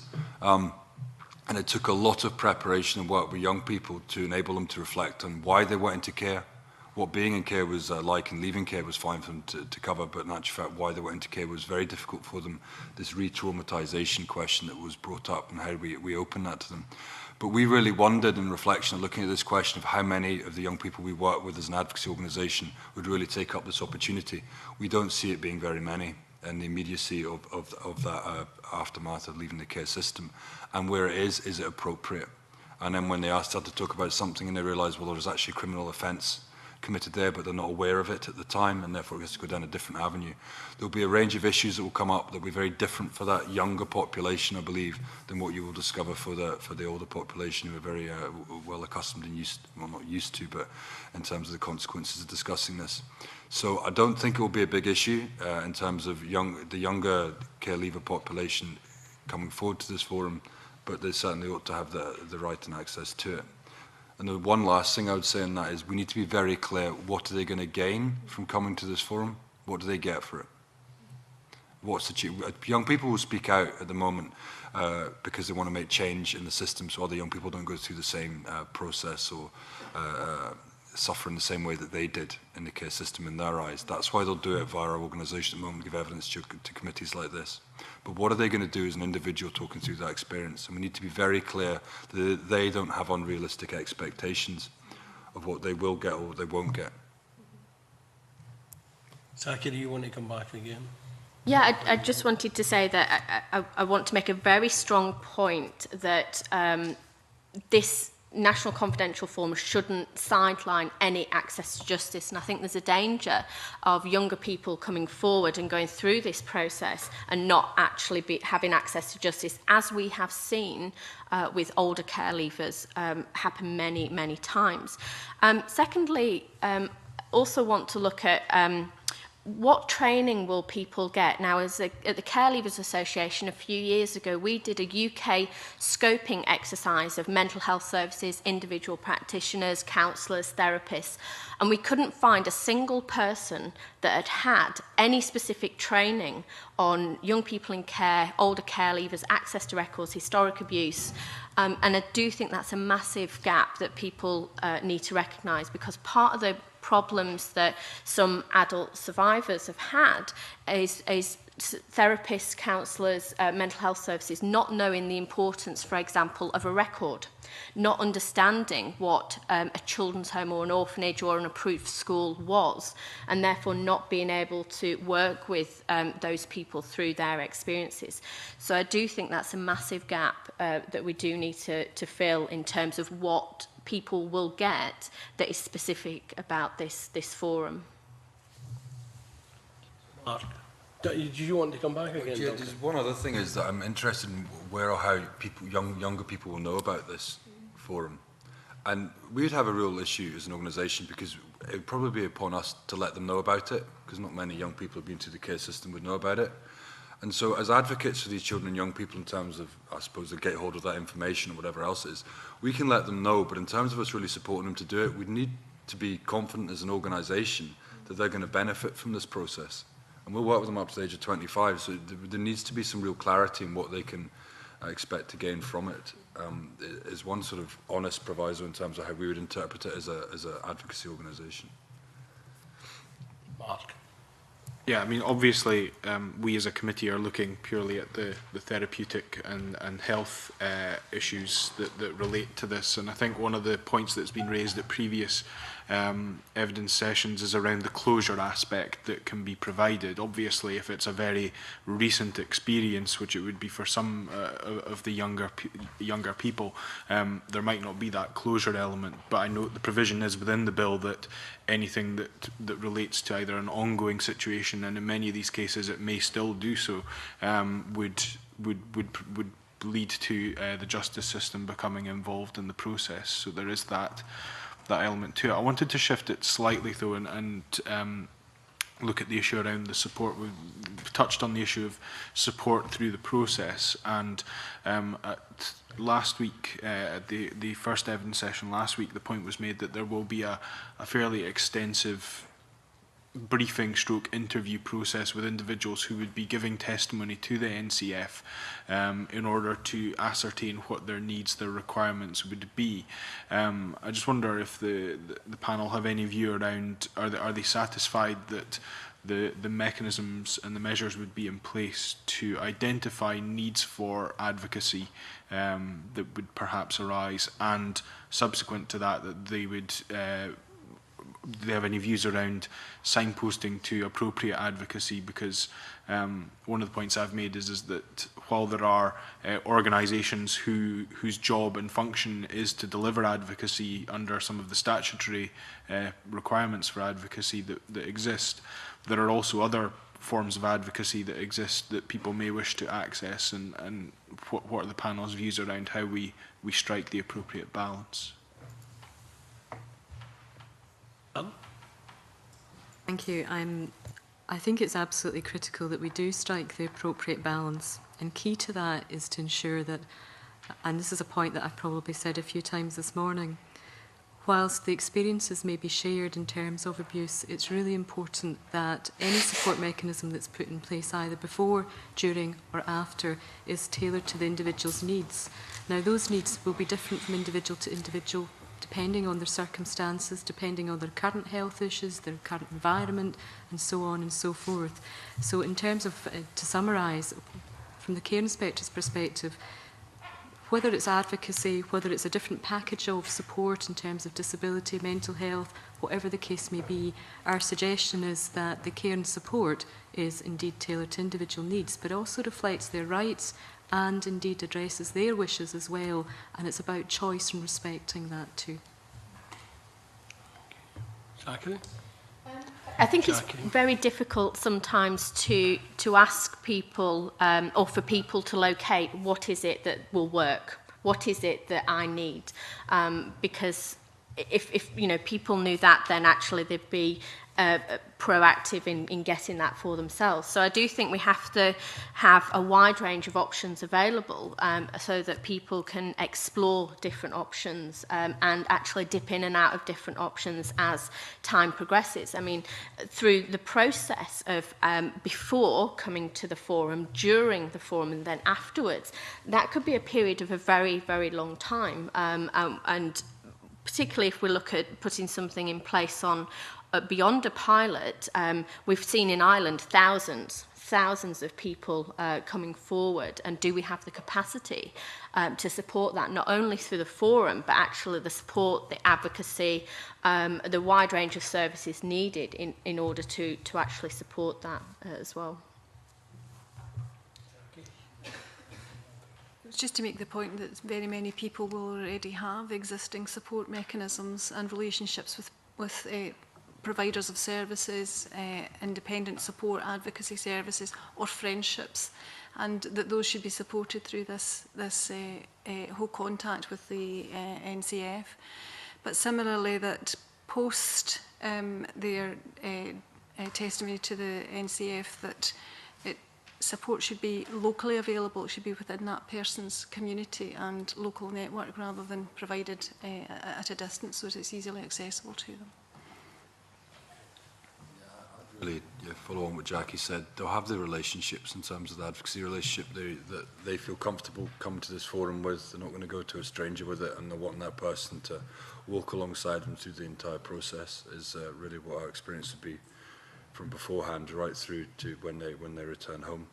And I don't know necessarily who that would be for the older generation, but they would have that through various mechanisms. And it would be quite a lot of support that those services would be expected to give in terms of time to help people go through this process. I'd actually like to disagree with those points through my own research and through the research that the Care Leavers Association have done with hundreds of care leavers. Many older care leavers are very isolated. They haven't told partners, children, friends that they've ever been in care, let alone that they've experienced abuse. They might not have access to services, and indeed where some of them have, they've found those very negative experiences.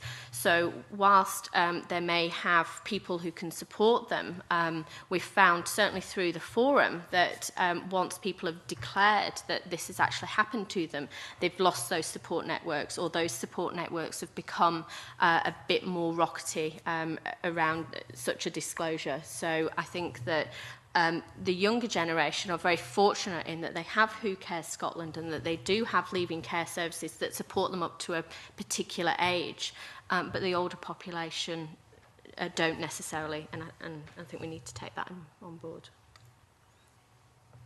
It relates to one of the issues that it's really interesting that how many people are renowned for their care identity when they're beyond the age of, well, care, 18. There's very few who actually we know, and there must be at least 50,000 in Scotland who have been in care. And it's one of the things that we're actually going to be launching in the summer now, is more like an alumni of care. So people can come out and part of the fact, be proud of the fact that they were in care and they've done really well for themselves. Not necessarily because of the system, but maybe in spite of it as much as anything. And they can actually say, yeah, look, I'm a teacher, I'm a whatever else, a doctor, a business person. I've done very well and I was in care. We need to normalise this identity and not just brand it with all of these other labels that we very quickly put upon it, and then it will become a far more an issue that is more able to be talked about. And then I think probably if we get this to be an everyday conversation in Scotland, more people would feel as though they're able to have that conversation, talk about their experiences. Which I think is the duty of the reporting mechanisms as well. It's not just the duty of the annual report to report an outcome. And if we're looking at an outcome as closure, then I think those numbers will be exceptionally small. That's not necessarily to say that the National Confidential Forum hasn't been successful in many ways, but that we shouldn't necessarily focus just on those kinds of outcomes and targets, but also on the positive ways in which people have successfully strived in life despite, or where they've had really good positive key workers or people in place that we can learn from and take that with us as well. In terms of those outcomes and the annual report, how does the care inspector hope to use those, or you know, as a resource for identifying the issues and adapting your policies in terms of inspection and review, and what needs to be in there to help you? In terms of the actual annual report, rather than just wait for an annual report, we would be seeking very early engagement with whoever's appointed to head or oversee the National Confidential Forum. And that's really so that we can have very early indicators in terms of themes or trends that may be emerging. Now, that may be across Scotland. It may well be at a localised level. And what we would be doing is taking that information and intelligence and using that, first of all, to inform a proportionate, risk-based and targeted scrutiny activity. Now, that may well be either through strategic inspection across all the partners involved, so health, social work, education and police, in delivering children's services, or it may well be down to individual service level. But regardless of the setting, what we'd be looking for is to ensure that particularly people using the service are protected and that we're able to give some form of assurance to members of the public and those using the service. So I guess in essence, Convener, what I'm saying is that we would certainly be taking the intelligence through themes and trends to inform both the target and focus of our inspection, but also the way that the inspection is undertaken. Yes, Jackie. Yep, Jackie. Just to add a little to that, in that in response to some of the comments earlier, Convener, that the Care Inspectorate has a broader role than the Care Commission previously. So not only are we regulating care services, but we're also having we have a strategic role in terms of a whole systems look at how children's services are working across Scotland, and ministers have asked us to lead on a joint inspection of services for children, which the pilot phase is just completing. So certainly in taking the lessons from the forum at an early stage into that process is as important, because it's looking at decision making at a very early stage in children's lives. You know, the capacity issue was mentioned earlier in terms of, you know, we have a capacity to do, you know, our focus and engagement with your organisation has mainly had been in and about older care, and the expansion regime there, and budgets and spend numbers, inspectors and all of that, and I think we actually asked at that point in time to be assured that while there was a focus on that, we weren't forgetting your other aspects in terms of inspection of children's care.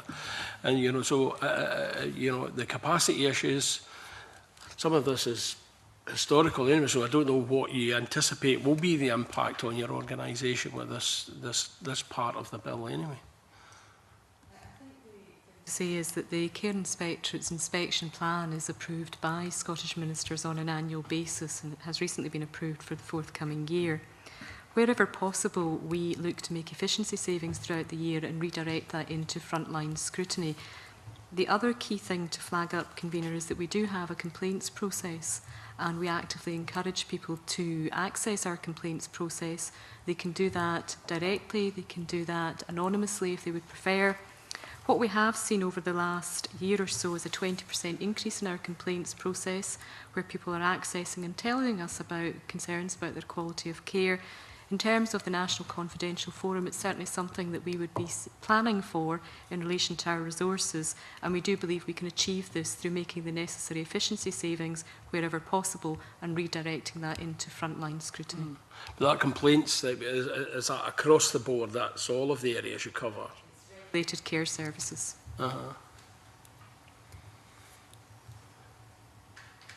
Is there any other questions? Is there from the witnesses areas that you would wish to highlight this morning that haven't been addressed in the session already, that you feel need to be put on the record from your perspective? Yeah, I think that trying to look at this in terms of a way of giving voice to people who've been through our care system. And whether this is, and I do take the point, this is a health and sport committee, and this is for their health and well-being, and at the impact that will have on the individual and helping them gain closure, but it's also about what that will do to our future young people who are going through this system, so that they can be prevented from going through the exact same process and the scarring issue upon them as individuals. I do think that this forum, how it may evolve, grow and develop over time, from primarily being there for the older generation who've been through care, it'd be very useful if there's a route directly into Parliament whereby our current, or let's say more contemporary care leavers and the younger generation have a route in where it's not necessarily going into the situations of abuse that they've had within the system, but can also show where and how and why they felt. And I'm very interested in what Mark was saying around inequalities with this proportion of our population, because they're less than 1.5%. In terms of really where they fit in our society and how they feel as though they are being discriminated and how they feel as though they're being judged or opportunities excluded to them, from whether that's within community learning and development, from whether it's within leisure departments, from whether it's within transport, from whether it's in education. The major issue we actually have as an organisation that is great, that various committees and various MSPs will look at the issue of young people in care, because they come out in terms of being a significant proportion of a very small proportion of our overall population in Scotland, but a significant proportion in any social wellbeing indicator that's not working. But the one thing our Parliament has not got to grips with yet is in how do we add together that all of these issues really feed into that one core story, which is we were not giving them a good enough quality of care journey while they were in their care system. It didn't have that longer term caring, loving continuity relationship. They didn't understand what was happening to them. How do we improve that? If we're giving them a voice in part, which is directly responsible to be heard and reported to Parliament, it'd be very effective to gather that evidence in one place and not just leave it restricted. And I understand it may not start this way, but not just leave it restricted to did you suffer abuse, etc. I know many more young people who'd be very happy and could give a lot of very useful constructive evidence, as we've done around a lot of our local authorities. Hundreds of them are given it on an individual basis to elected members to say, this is what's going wrong for me as a citizen, and you're my corporate parent. I'm not accessing leisure, I'm not accessing employment, etc., etc. We could learn so much by broadening the conversation away from just the trauma and abuse for the younger population in particular, and say, how is it and what are you experiencing? Because it will be about this, the notion this Parliament has got right with GAFIC, that it has got right about services joining together, but from the 1.48% of our population, we will learn so much for what we could do to address poverty, to what we could really do about joining up our services, and how we could really improve their journey. So although I see this as a starting point with the confidential forum, it would be really good if it was open to review, to broaden the aspect of its conversation in terms of how we could learn from that. Thanks, Duncan. Jackie? Just one point on confidentiality, because I know you spoke about that at your previous session, and that I think the preservation of confidentiality is going to be critical to the success of this forum, and how you put measures around that and how you reassure people who are going to take part is going to be and make that information absolutely clearly available to everyone who's going to take part is going to be essential. And one of the arrangements that we have within the Public Services Reform Act and the joint inspections is that how we handle personal information is governed by a code of practice that belongs to Scottish ministers rather than the Care Inspectorate itself. And that might be a way of actually saying that the way of preserving confidentiality and the assurances around handling, storing, recording information isn't something that's devised by the forum itself, but it's actually set outside of it, and that they adhere to that may be a useful way forward. Okay. Zachary. I take your point there. I just want to reiterate the points made by previous members who have come to the committee, in particular Helen, Chris, David and Jim, in that confidentiality is really important, but survivors need to recognise their own experiences within that information. I think that survivors need to be given transcripts of that. I found within my own research that having transcripts or having a visual representation of their experience has helped people work through their experiences and certainly with third parties as well. Secondly, this process can't mirror the way in which records have been made in the past and currently in the present, and also stored as well. There has to be some way of doing that very differently. Otherwise, we're going through similar processes that are mapping out and doing the same that we have done for decades, and this has to be a different forum. I also want to say that we do need to look at the way in which people can access services, mental health services and services and redress and etc. without necessarily going through the National Confidential Forum. So if people have experienced abuse but don't necessarily want to give a testimony, should we not also be able to give them access to services, which is important. I think that's interesting. I think that's, if I'm correct, I don't think that has been raised in that context. We have saw that sort of hearing process and helping people whether they wish to go ahead in that process or not. But I think the interesting point you make is that they shouldn't be debarred from any services which flow from that, or actually going and giving that testimony shouldn't be conditional on getting access to the services. I think it's quite an interesting point that certainly we can discuss with others and indeed the Minister and whatever. So I think that is. Is there any other points that people would wish to make before we close this? I mean, the option is, as often happens sometimes, Zachary's got to see that. Yeah, go on. Sorry, just talking about final comments. This has been a long time coming. Survivors and organisations have worked really, really hard for this. We must do it properly and right the first time round. We've already had a pilot that has raised many issues, and actually this is now what we need to put in place, and we need access to services, to outlets, to address, to all sorts of different things, including justice. But it needs to be done well and not actually another element of the re-traumatisation process, which may happen as part of this. Is that a good point to end our session on? I just remind you, though, we'd encourage you to watch the committee as it progresses this through, and we're happy to hear from you for anything you feel that would aid us in our final report. But once again, on behalf of the committee, can I thank you all for coming along, giving us your time, your evidence in both oral and written forms. Thank you very much. That's it. That's us. Yep.